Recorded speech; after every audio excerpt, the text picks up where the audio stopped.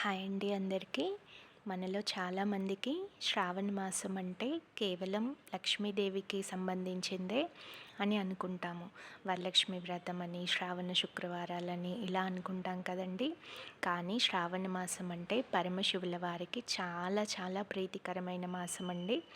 ఉత్తరాదిలో అయితే ముఖ్యంగా కాశీ లాంటి పట్టణంలో అయితే చాలా బాగా ఉత్సవాలు చేస్తారండి. మనకి కార్తీక మాసం ఎలాగో వాళ్ళకి శ్రావణ మాసం అలాగనమాట. పరమశివుల వారికి శ్రావణ మాసం చాలా చాలా ఇష్టము. కార్తీక సోమవారాలు ఏ విధంగా అయితే ఉపవాసం నక్తము అలా ఉంటామో, చుక్కలు వచ్చాకే ఆహారం స్వీకరిస్తామో శివుడికి అభిషేకం చేసి, అలాగే శ్రావణ సోమవారాలు కూడా అదే విధంగా చేయాలండి.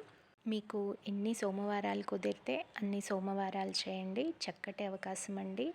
కనీసం ఒక్క సోమవారమైనా చేయండి. పరమశివుల వారి కృపకి పాత్రులవ్వండి.